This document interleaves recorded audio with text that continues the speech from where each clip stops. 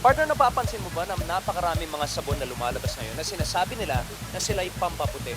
Totoo yan, partner. Pero maliban dun sa nakakaputi sila, alam mo bang marami na rin ang mga kababayan natin ang natulungan ito at nabigyan ng magandang kabuhayan.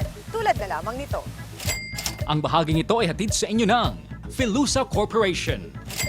Sari-saring sabon na ang dumadagsa sa merkado ngayon. Kanya-kanyang gimmick kung papaano papatok ang kanilang produkto. Pero kakaiba ang ginawa ni Miss Beth Bacani sa kanyang Mestiza soap.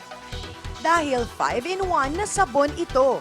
Gawa daw ito sa 5 natural ingredients: papaya, carrots, saging, kalamansi, at virgin coconut oil. Hindi lang ito beauty soap at whitening soap, ito rin ay medicinal soap.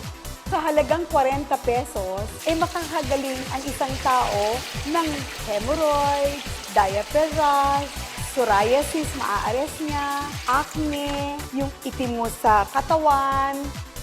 2002 pa nagsimula si Beth sa sabon business. Pero bago napasok dito, nag-garments business muna siya. Matapos ang isang matinding personal problem, dito sa soap business niya itinuon ang kanyang atensyon. Siguro ito na yung regalo sa akin ng Diyos dahil dumating sa akin yung mabigat na pagsubok. Dahil sa sabon na to, nagkaroon ako ng purpose sa buhay after the big storm na hindi ko aakalain.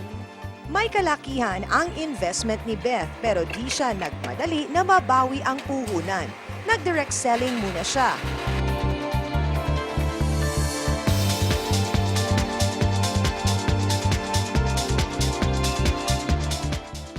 Alam mo, nag-umpisa lang kami sa mga katulong.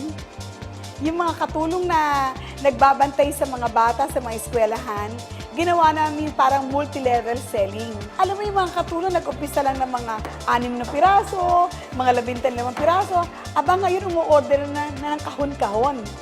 Maganda naman daw ang naging takbo ng negosyo kaya sa loob ng 2 taon, nabawi na rin niya ang kanyang puhunan.